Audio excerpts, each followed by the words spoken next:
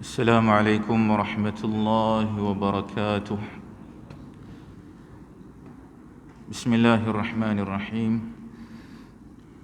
الحمد لله رب العالمين، والصلاة والسلام الأتمان أكملان على خير خلق الله وعلى آله وصحبه ومن والاه. اللهم لا سهل إلا ما جعلته سهلا وأنت تجعل الحزن إذا شئت سهلا. ما شاء الله كان وما لم يشأ لم يكن. أقول بالله التوفيق. Alhamdulillah, syukur kita kepada Allah Azza wa Jal atas limpah dan rahmat kasih sayang Allah. Kita semua pada malam ini dapat meneruskan solat jamaah kita dan juga majlis ilmu.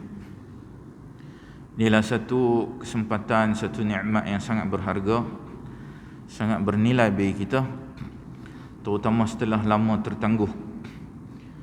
Dan alhamdulillah kita lihat berita yang cukup mengembirakan bagi kita di Mekah, Madinah, terutamanya Masjidil Haram, Masjidil Nabawi telah mula salat dengan rapat, tidak lagi berjarak. Jadi ini adalah satu perkembangan yang sangat positif setelah negara Arab Qatar salat dengan rapat diikuti dengan Haramain. Dan ini adalah satu petanda bahawa ialah satu jawapan bagi golongan teori konspirasi yang menganggap solat secara berjarak ini sebahagian daripada fitnah Dajjal, sebahagian daripada konspirasi. Para ulama dibayar untuk mengeluarkan fatwa yang baru ini. Jadi ia tidak seperti itu. Ia sekadar satu ijtihad yang mungkin betul, mungkin juga salah. Namun ijtihad ini adalah satu peluang yang ada bagi kita daripada tak dapat solat jamaah dan kuliah langsung, lebih baik berjarak sekalipun. Dan saya lihat ada sebahagian jemaah surau yang memang istiqamah hadir, namun bila datangnya musim pandemik ini, dia solat di rumah. Kerana apa? Dia sebut solat di rumah lebih baik. Walaupun ada solat di surau, dia telah pun dibuka, kerana solat itu rapat berbanding solat berjarak di masjid dan surau. Jadi bagi dia solat rapat itu lebih utama daripada jamaah. Jadi apa yang berlaku pada hari ini kembali semula pada sunnah Nabi SAW yang asal, iaitu solat rapat. Ialah satu bukti bahawa ia jauh sekali daripada satu konspirasi. Bahkan ia adalah satu yang ijtihad yang sesuai buat sementara waktu ini. Dan insya-Allah kita doa tak lama lagi kita pun Malaysia akan kembali salat dengan rapat. Begitu juga kita lihat berita yang menyedihkan bagi kita, yang hampir dengan Haramain, walaupun tidaklah di dalam Haramain itu sendiri, tapi sekitarnya seperti di Jeddah dan juga Riyadh. Di Jeddah telah zahir pantai-pantai peribadi, private beach, yang mana di sana adanya muzik, adanya percampuran lelaki dan wanita, adanya arak.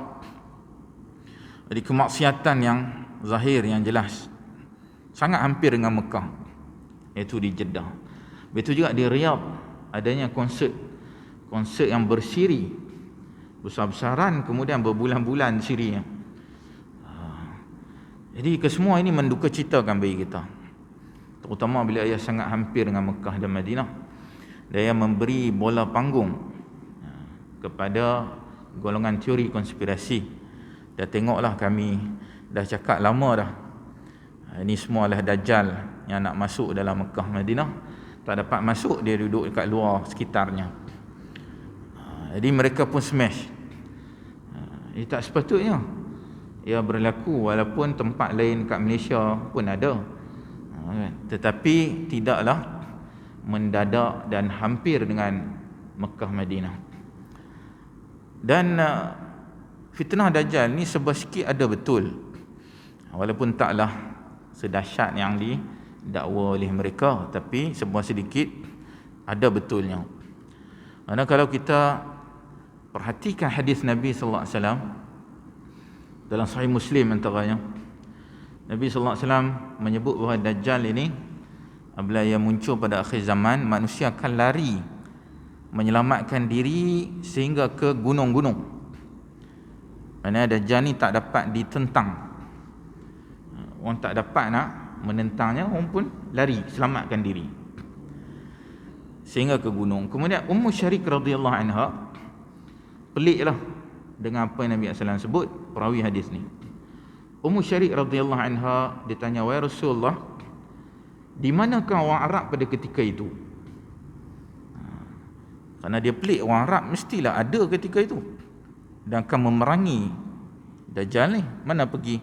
Jawab Nabi sallallahu alaihi wasallam, orang Arab ketika itu sedikit. Dia apa makna sedikit? Boleh jadi maknanya zahir memang sikit. Boleh jadi maksudnya apa? Sedikit yang betul-betul bermutu, yang betul-betul beriman tu sikit. Ini seperti mana hadis-hadis lain dalam Sahih Bukhari dan sebagainya yang menyebut seperti mana buih-buih di lautan. Jadi buih itu banyak, tapi bila dia hempas batu, hempas pantai, dia pun hilang. Banyak tapi tak berkesan, tak signifikan pun bilangan tu banyak. Jadi orang Arab adalah bangsa antara yang terbesar di dunia, antara penutur bahasa Arab yang terbesar di dunia. Penutur bahasa antara yang terbesar, selain English, Mandarin ke, bahasa Arab antara. Kenapa ramai penutur?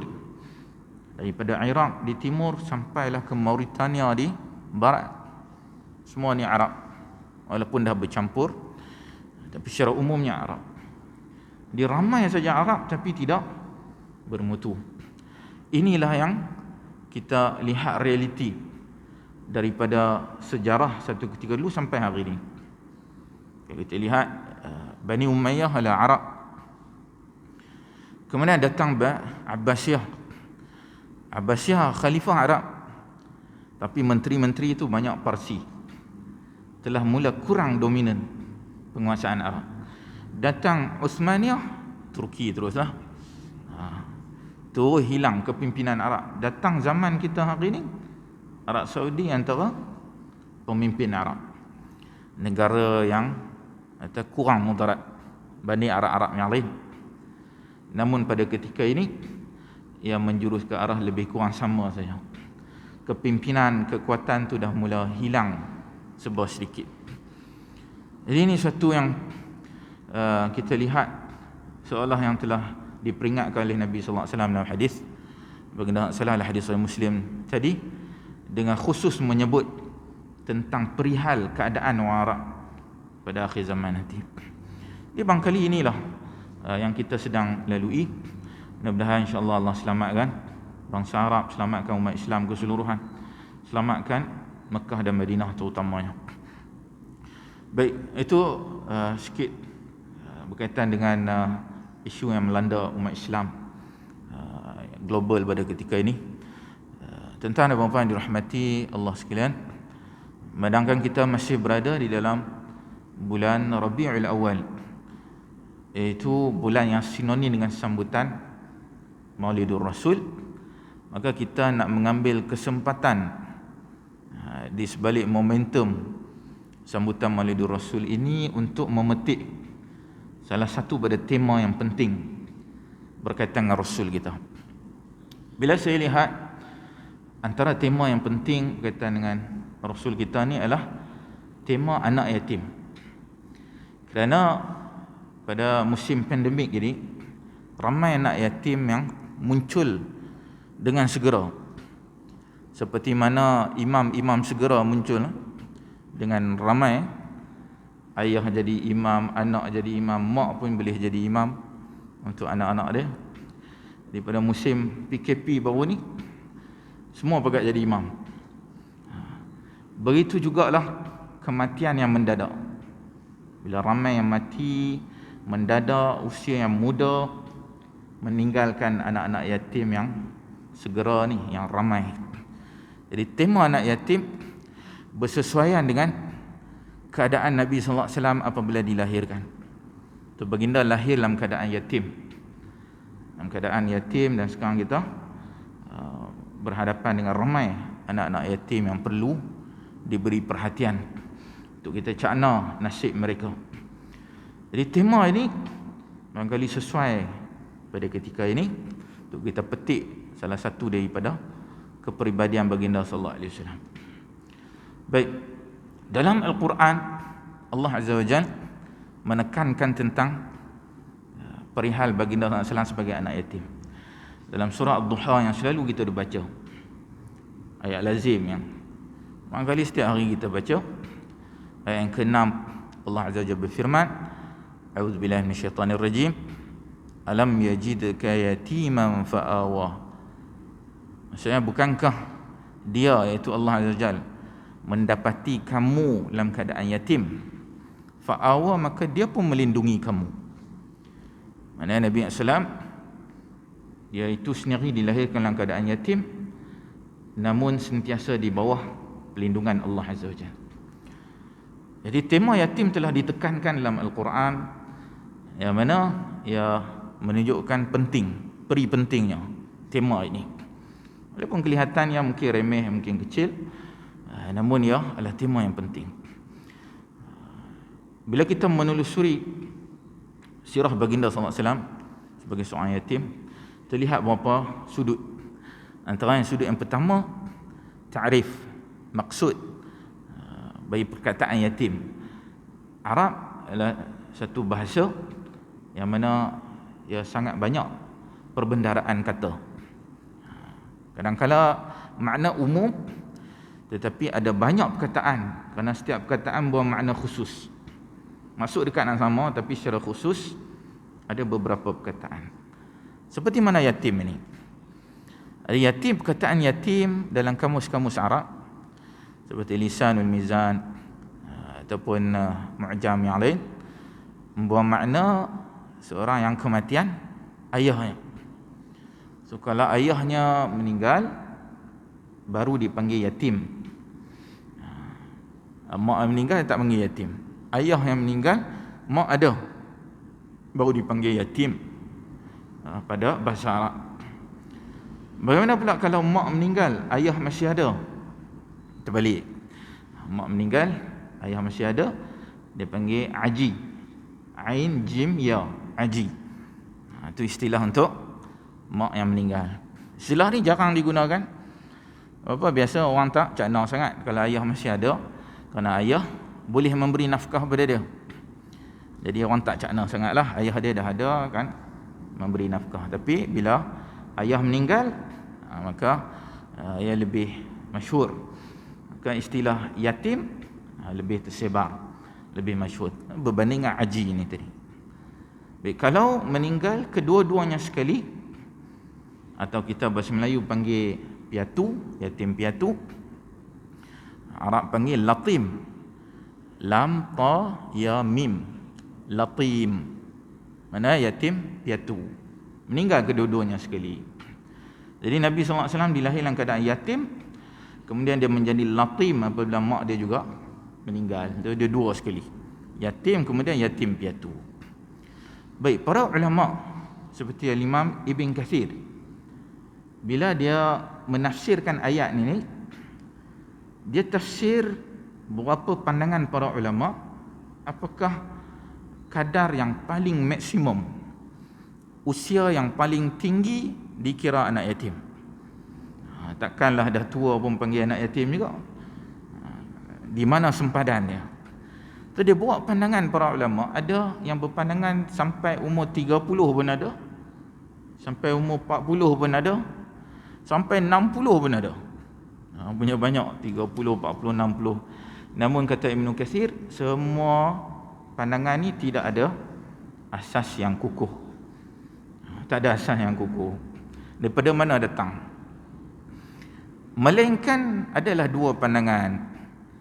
Sama ada dalam mazhab Hanafi, ada yang berpandangan sehingga 18 tahun kerana melihat pada sudut nafkah. Manusia ni umur 18 tahun barulah sesuai untuk dia mula mencari nafkah. Jadi dia letak sampai 18 tahun supaya bawah 18 ni dikira anak yatim dan orang mudah memberi nafkah pada dia.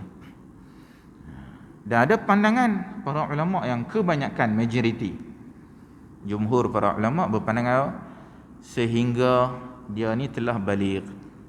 So baligh berapa? Kadang ada orang baligh lambat, 15 tahun baru baligh pun ada. Ada orang mungkin 9 tahun dah baligh dah.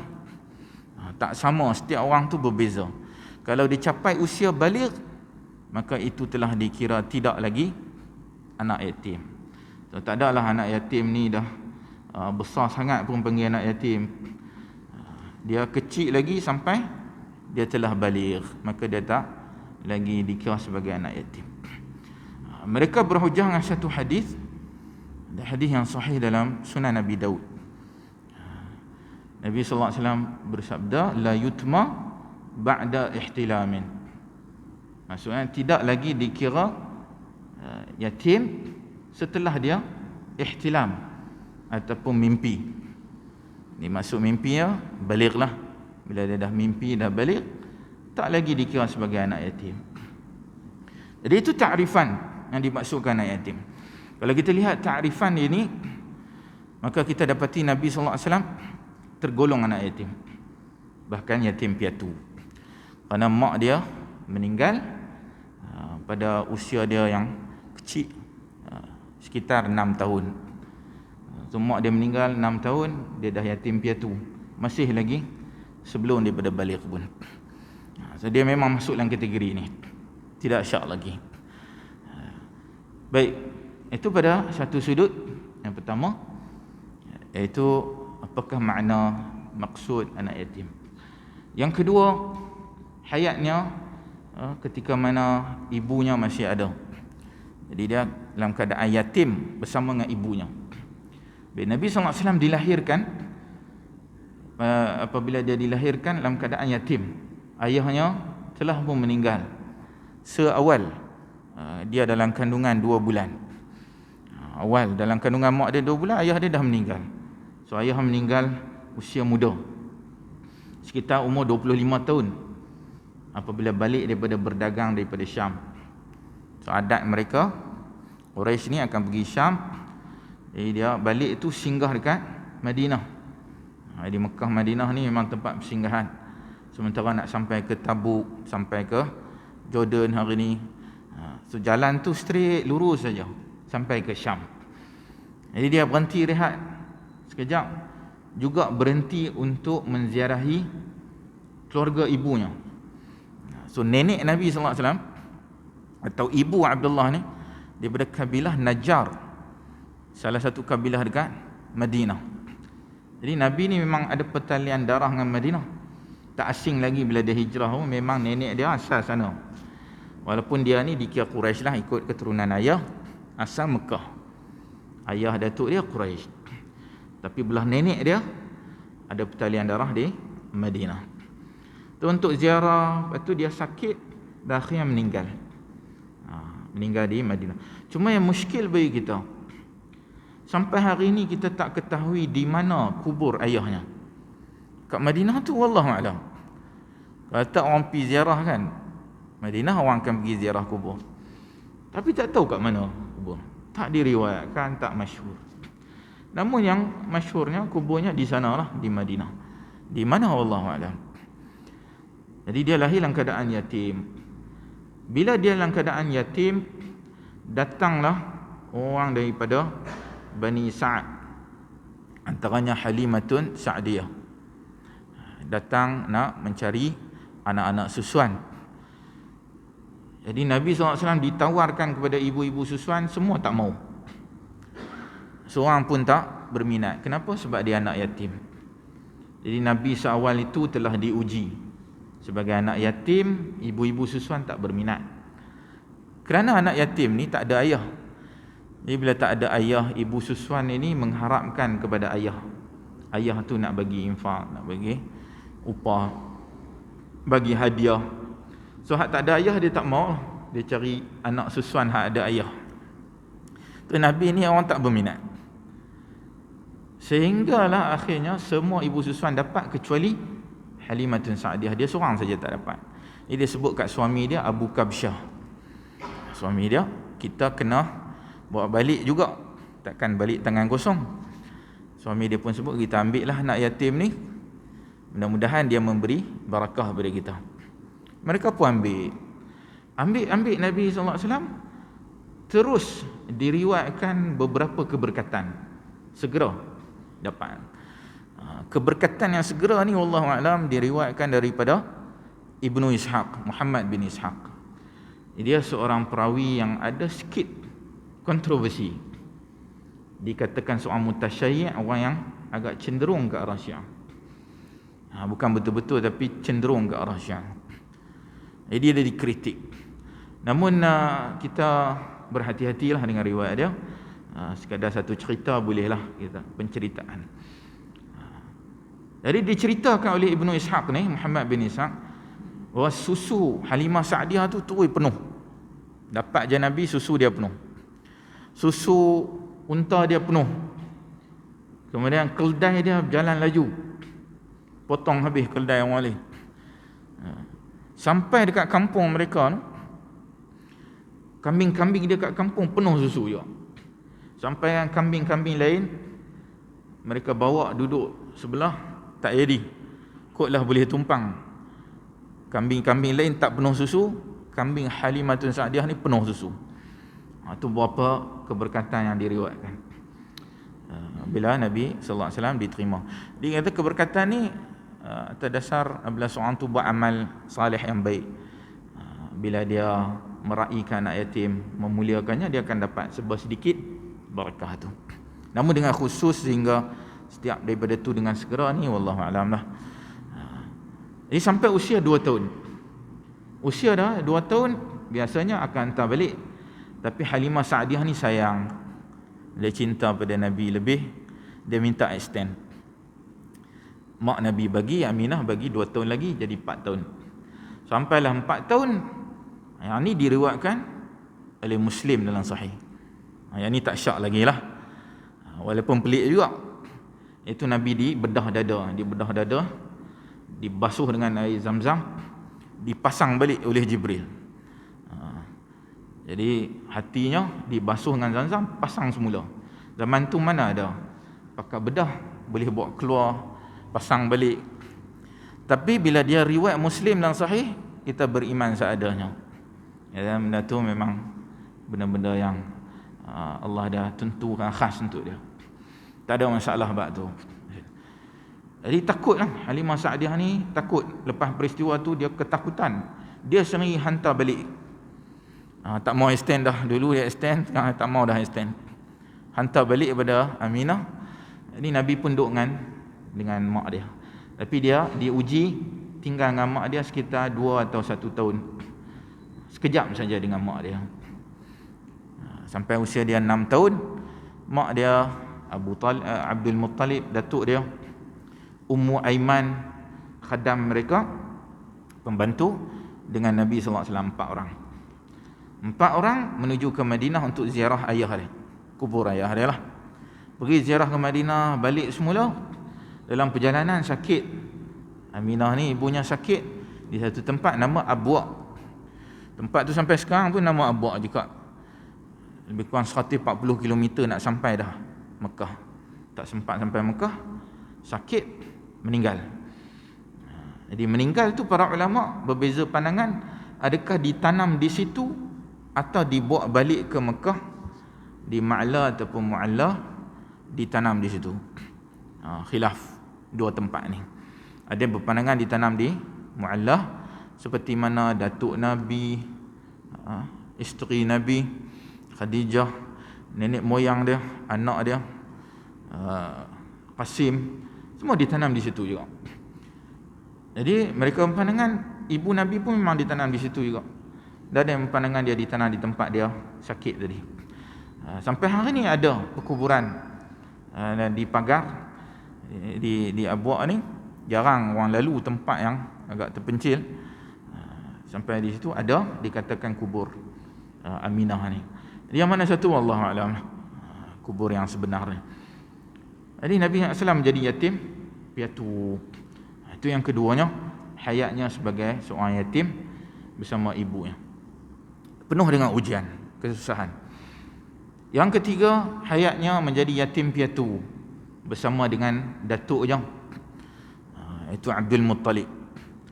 Abdul Muttalib mengambil alih daripada ibunya selepas ibunya meninggal, jaga Nabi SAW sekitar 2 tahun juga, lebih kurang umur 6 tahun sampai 8 tahun. Sekejap saja dengan datuk. Bersama dengan datuknya, dia menjadi cucu kesayangan. Datuknya sayang dia lebih bandingkan cucu-cucu yang lain. Cucu-cucu yang lain, mereka ni dah ada ibu bapa bandingkan Nabi. Jadi Abdul Muttalib ni, dia ada satu lot, ada sejadah dia di bawah bayang-bayang daripada Kaabah. Kaabah ni tinggi, ada bayang-bayang. Mereka sediakan satu sejadah khas untuk dia. Dia Abdul Muttalib akan duduk di situ. Jadi adalah cucu-cucu lain nak duduk, pakcik-pakciknya tak benarkan. Sampai Nabi SAW nak duduk di situ, pakcik-pakcik yang lain pun larang. Tapi Abdul Muttalib ni dia bagi kebenaran khas, Nabi saja boleh duduk kat situ. Jadi dia duduk di situ dan Nabi SAW boleh duduk di situ, berbanding cucu-cucu yang lain tak dibenarkan. So, itu tanda datuknya mencintainya lebih berbanding dengan cucu-cucu yang lain. Dan ini memang fitrah manusia. Kadang manusia ni dia ada kecenderungan, memang dia kadang ada favourite dia, cucu, anak. Tapi jangan sampai menzalimi, sampai menzalimi hak-hak yang lain. Sampailah usia Nabi SAW 8 tahun, Abdul Muttalib ni sakit, penat. Dia pun buat satu wasiat kepada Abu Talib, anak dia, berangkat pakcik Nabi SAW, supaya menjaga Nabi SAW lepas kematian dia. Jadi Abu Talib ni terpilih di antara anak-anak dia yang lain, dan memang dia terpilih pun. Dia istimewa, dia tak bagi kepada anak lain, dia bagi pada Abu Talib. Jadi kita pun memandangkan banyak kematian yang mendadak. Orang tak sangka usia muda meninggal, dan tak ada angin, tak ada ribut, tiba-tiba meninggal. Kita pun kena ada wasiat. Wasiat tak semestinya hanya bab harta. Boleh jadi hutang pun kena wasiat. Hutang yang ada hitam putih okey lah. Tapi kalau hutang dengan kawan, dengan adik-beradik, dengan jiran, hutang yang kita tak perasan, kena buat wasiat. Harta-harta yang tidak ada hitam putih, kita simpan sana, simpan sini, sorok sana sini, kena buat wasiat. Anak-anak kita, bagaimana pendidikan dia, siapa nak jaga dia, nak bagi abang kita jaga, nak bagi ayah kita jaga, siapa yang patut menjaga, kita kena ada perancangan lah. Wasiat dengan makna memberi peringatan, jadi memberi nasihat juga boleh membawa makna wasiat. So bila Abdul Muttalib meninggal, Abu Talib pun ambil alih. Jadi kisah Nabi SAW dengan datuknya tak banyak diriwayatkan, sekadar itu yang masyhur. Jadi tak lama dan tidak ada beberapa peristiwa yang nyata jelas dia dengan datuknya. Itu yang ketiga. Dan yang keempat, hayat Nabi SAW sebagai seorang yatim piatu bersama Abu Talib. Nabi SAW bersama Abu Talib ni lama, kurang lebih 40 tahun. Lama 40 tahun, semenjak daripada usia 8 tahun sampai Abu Talib meninggal. Lama, sampai Nabi dah jadi Rasul pun Abu Talib tetap menjaganya. Menjaga dengan arti kata apa?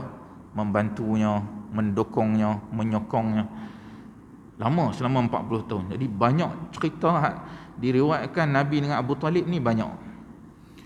Tapi kita nak ambil sekitar usia dia sampai 12 tahun. Kerana itu waktu yang sesuai sebagai seorang anak yatim, sampai usia 12 tahun. Antara peristiwa yang penting dia bersama Abu Talib, iaitu Abu Talib membawanya untuk berdagang pada usia 12 tahun. Itu antara peristiwa penting ketika mana dia kecil. Masa Nabi kecil ni, antara benda yang penting Abu Talib bawa dia. Dia Abu Talib pun macam datuk dia Abdul Muttalib, cinta dia tu lebih berbanding dengan anak-anak dia sendiri. Sayang sungguh Abu Talib pada Nabi sallallahu alaihi wasallam. Sehingga kan pada usia 12 tahun dia bawa dah Nabi pergi ke Syam. Jadi usia 12 tahun adalah usia yang mana sesuai untuk seorang anak ataupun anak yatim ke berdikari. Waktu yang sesuai. Kita usia 12 tahun ni apa kita duk buat? Mungkin duk tangkap ikan puyuh, duk mandi sungai. Tapi Nabi SAW usia 12 tahun dah pergi berdagang, merentas negara. Jauhlah dia pergi kan. Jadi kita kena mencontohi sifat berdikari Nabi SAW. Anak-anak kita kena didik daripada sekarang, usia 12 tahun lebih kurang. Kena ada perniagaan, kena ada pelaburan ataupun unsur-unsurnya. Kerana ia sunnah Nabi SAW. Apapun kewajipan kita, minat kita, tak ada masalah. Yang tu yang utama. Sampingan mesti ada unsur perniagaan, unsur pelaburan. Itu adalah sunnah kita, Nabi kita SAW. Walaupun mungkin paginya kita ada macam-macam kerja lain, petangnya mungkin kita boleh ambil sebuah sikit sunnah ni. Kalau tak, kenapa Nabi seawal 12 tahun dah merentas negara pergi berdagang sehingga ke Syam. Memang agak sukar nak dapat seorang rakan kongsi yang amanah satu bab, yang pakar pula satu bab yang lain pula. Dan Nabi SAW Allah bagi pada dia sahabat Nabi As-Sa'ib bin Abi Sa'ib radhiyallahu anhu, seorang sahabat. Dia masuk Islam lambat sikit, Fathu Mekah baru masuk Islam, tapi dia sahabat. Nabi SAW dia sebaik-baik rakan kongsi. Nabi dengan dia ni partner. Jadi dia lah yang banyak tolong Nabi, yang jaga harta Nabi. Jadi Nabi ni bila dia dah jadi seorang Rasul, dia dah tidak lagi berdagang. Jadi kena ada orang yang bantu dia. Ini antara As-Sa'ib ni. Jadi kita lihat Nabi SAW sangat menekankannya walaupun pada usia yang muda. Hari ini mungkin agak sukar nak dapat As-Sa'ib ni, sahabat Nabi yang paling amanah, yang paling pakar dalam perniagaan dan pelaburan. Tapi kita hari ini, zaman moden ni, ada pelbagai pilihan yang kita ada. Pelbagai pilihan yang ada. Sama ada kita nak ataupun tidak. Dan saya lihat Arab, salah satu benda yang menjadi adat Arab, sahabat-sahabat saya Arab, dia kerja cikgu, pagi-pagi kerja cikgu, petang-petang pergi kebun. Dia ada kebun ajwa kat Madinah. Dia buat pergi tunjuk cantik kebun dia. Dia ada cara-cara, tunjuklah cara-cara macam mana nak bagi lebat buah dia. Dia ada sarang dia. Jadi pagi-pagi pergi sekolah, petang-petang pergi kebun. Itulah adat dia, mesti kena ada benda tu. Pensyarah universiti, pagi-pagi mengajar universiti. Kita pergi, dia ajak pergi rumah dia. Rumah dia ni tinggi lah juga, banyak. Dia tengok ada banyak partition. Dia kata bukan dia punya semua ni, dia duduk kat atas, bawah-bawah ni dia sewakan pada orang lain. Jadi saya lihat orang Arab ni, dia mesti ada unsur perniagaan pelaburan tu, mesti ada setiap. Walaupun dia kerja apa pun, dia mesti ada. So mungkin benda tu dah jadi budaya adat mereka turun-temurun. Ini satu faedah yang baik kita dapat daripada hayat Nabi SAW ketika dia kecil. Itu bersama dengan Abu Talib. Yang keempat. Dan yang kelima yang terakhir, iaitu apakah hikmah, apakah maqasid, tujuan, matlamat di sebalik sirah baginda Rasulullah sebagai seorang anak yatim. Kenapa Allah menjadikannya sebagai anak yatim? Boleh saja dia ni lahir ada ibu bapa, Seperti sebahagian rasul kan, sebagian rasul memang dilahirkan sebagai raja. Nabi Daud, Nabi Sulaiman mewarisi kerajaan. Tapi Nabi SAW tak begitu. Apa hikmah di sebaliknya? Bila Allah Azza wa Jalla jadikan setiap daripada rasul ni pelbagai pendekatan, latar belakang pelbagai. Dan Nabi kita SAW sebaik-baik rasul di antara semua rasul. Jadi dia ada satu keistimewaan yang takkan ada pada orang yang lain. Di antara keistimewaan, antara kesempurnaan, baginda sallallahu alaihi wasallam dilahirkan sebagai anak yatim. Bukan satu kekurangan, tetapi salah satu daripada syama'il, kesempurnaan dia sebagai seorang rasul. Kenapa? Antaranya, yang pertama sekali, kerana takdib, pendidikan. Jadi seseorang yang hebat, dia akan melalui satu pendidikan, satu latihan, training ke kita kata, satu didikan, satu latihan, satu kursus, sampailah pada satu tahap dia telah bersedia, maka dia dilantik menjadi seorang pemimpin yang hebat. Nabi SAW pun macam tu. Jadi antara didikannya, itu dia dilahirkan sebagai anak yatim. Kenapa? Kadang-kala orang yang dilahirkan daripada ayah yang hebat, yang sedia ada hebat, dia akan diperlekehkan. Macam orang kata, bolehlah dia tu, ayah dia bilioner. Orang pelekeh dia bolehlah bilioner dah ayah dia. Dia mewarisi je. Sampai sekarang pun ada trilioner.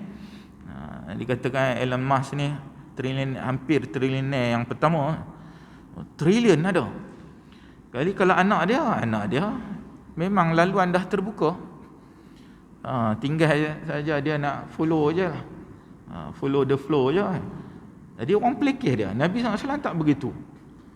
Ayah dia tak mewariskan kepada dia harta yang banyak. Ada harta tapi tak banyak. Bukan tak ada langsung, ada, tapi tak banyak. So Nabi dia bermula daripada bawah. Beza seorang pemimpin jika dia dilahirkan dalam keadaan yang tidak ada apa-apa, anak yatim, tak mewarisi harta, kemudian dia diberi kepimpinan yang bukan kecil. Bila Nabi SAW wafat, dia telah menguasai keseluruhan semenanjung Tanah Arab. Keseluruhan semenanjung dia dah kuasai. Tinggal apa? Syam dan juga Iraq, Rom dan Parsi, tinggal tu je. Yang lain semua dia dah sapu habis dah. Kemudian dia wafat. Kalau kita kata kerajaan Saudi hari ni sangat kaya, berkuasa kan, tak sampai satu semenanjung Arab pun. Banyak lagi negara lain keliling dia tu, semenanjung Arab, yang belum dia kuasai. So, Nabi SAW pada ketika itu seorang pemimpin yang sangat berkuasa. Tetapi berbeza jika seorang itu lahir-lahir, ibu bapa dia dah bilioner, trilioner. Jadi dia tidak menjiwai kesusahan rakyat dia. Nabi memang menjiwai. Dia sebenarnya memang susah daripada kecil. So, bila dia jadi pemimpin, dia faham bagaimana keadaan rakyat dia. Sebahagian pemimpin kadang tak dapat memahami kenapa rakyat nak cepat sangat. Kenapa kita nak potong birokrasi apa semua, beratur lah. Kenapa rakyat nak sangat RM100 je, tak boleh tunggu RM100. Sebab apa? Dia lahir-lahir RM100 tu mungkin duduk bawah bantal, mungkin terselit sana sini berbanding dengan rakyat. Dia tak menjiwai orang yang susah. Nabi SAW dia menjiwai kesusahan itu dari sudut harta. Juga Allah didik dia dari sudut apa? Dari sudut kemuliaan, dari sudut pangkat, jawatan. Dia bukan lahir-lahir terus ayah dia dah siap sedia kabel, buat macam tu, buat macam ni. Ayah dia dah bagi dah, tinggal dia nak ambil je. Dah built in dah, tinggal nak plug dia. Plug in, betul, terus jalan. Tak. Dia dengan organik, kabel itu datang secara organik. Orang kepercayaan tu datang secara organik, bukan melalui ayah atau ibu dia. Walaupun dia asal Quraisy, Tapi orang Quraisy pun tak berminat, tak mau dengan dia, tak mau lantik dia sebagai ketua. Jadi yang lantik angkat dia sebagai ketua bukan Quraisy pun, daripada ahli Madinah yang tak ada kaitan dengan dia secara langsung pun. Jadi memang mereka nak dia, bukan semata-mata kerana dia ni telah pun disediakan laluan-laluan. Tidak. Jadi dari sudut harta, dari sudut kepimpinan, kemuliaan, jawatan, semua ini didikan datang terus direct daripada Allah Azza wa Jalla. Itu kesempurnaan dia. Jadi dia tidak bergantung harap kepada manusia. Jadi ini adalah satu konsep tawakal yang kita kena pelajari daripada sirah Nabi sallallahu alaihi wasallam. Tawakal yang sebenarnya. Jadi Nabi tak bergantung pada manusia. Adalah sebab sikit, sebab sikit tu ada pengaruh pak cik dia Abu Talib agak kuat. Walaupun dia dah ketika dia jadi rasul, Abu Talib masih ada. Pengaruh Abu Talib tu ada sebab sikit. Tetapi kekuatan yang sebenar datang daripada tawakal, pergantungan dia kepada Allah Azza wa Jalla. Itu yang pertama, didikan Allah tu direct terus, bukan daripada kedua ibu bapa dia. Yang kedua, apa hikmah, apa maqasid, tujuannya? Seolah Allah Azza wa Jalla nak menunjukkan kepada kita bahawa Nabi sallallahu alaihi wasallam ini dia adalah seorang rasul yang ihsan. Dari sudut didikan, dari sudut ihsan. So ihsannya Nabi sallallahu alaihi wasallam apabila baginda sendiri menyebut dalam satu hadis, dalam hadis yang sahih riwayat Tirmizi, dalam sunan dia, kata Nabi sallallahu alaihi wasallam, ana wa kafilul yatim fil jannati kahatain. Maksudnya aku dan kafil penjaga anak yatim di dalam syurga seperti mana dua jari ini. Itu jari telunjuk dan jari tengah. Dekat, hampir, rapat, sikit saja jarak. Menunjuk sangat rapat.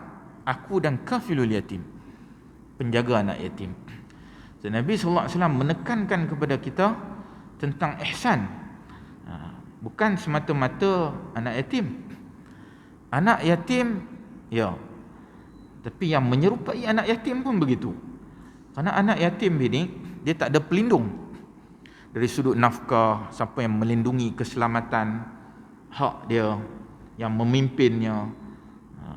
Jadi selain pada anak yatim, juga kita boleh faham merangkumi orang yang miskin, orang yang sakit, orang yang tertindas, kan, ibu tunggal itu, orang tua, ataupun orang OKU. Semua ni ada sifat-sifat yang hampir sama dengan anak yatim. Itu sifat orang yang lemah, yang perlu untuk dilindungi, dipimpin, dibantu. Saya boleh membawa makna keseluruhan ni jika lihat pada konteks yang lebih luas. So, Nabi sallallahu alaihi wasallam apabila dia menyebut tentang hadis kafil, penjaga, ini boleh jadi membawa makna orang yang memang secara direct jaga. Orang yang jaga rumah orang tua-tua, memang dia penjaga kat situ, dia pelatih di situ. Boleh jadi juga yang membawa makna orang yang infak, orang yang menginfakkan harta dia. Boleh jadi juga yang membawa makna orang yang membuat dasar, dia pemimpin, dia membuat dasar-dasar utama berkaitan dengan anak yatim dan yang menyerupainya. Mereka boleh jadi makna kafil juga. Kafil mana orang yang menanggung, orang yang memimpin, orang yang membantu, yang mengusahakannya, yang mewar-warkannya, yang mengasaskannya. Itu boleh membawa makna kafil. Jadi sesuai dengan realiti kita pada hari ini, ramainya orang terkesan dengan COVID-19 ni. Maka setiap pada kita kena ada azam nak jadi kafil tadi, nak jadi orang yang seperti mana disebutkan dalam hadis Nabi sallallahu alaihi wasallam tadi. So kita bagilah apa saja sumbangan dari sudut kemampuan kita untuk bantu orang yang lemah, permudahkan urusan mereka. Cukup-cukuplah dah insya. Wallahu taala alam. Tu 5 perkara berkaitan dengan Nabi sallallahu alaihi wasallam sebagai anak yatim, dan kita boleh contohi Dia tangguh dengan tasbih kafarah. Subhanakallahumma bihamdik, asyhadu an la ilaha illa anta, astaghfiruka wa atubu ilaik. Sallallahu ala nabiyyina Muhammad walhamdulillahi rabbil alamin. Assalamualaikum warahmatullahi wabarakatuh.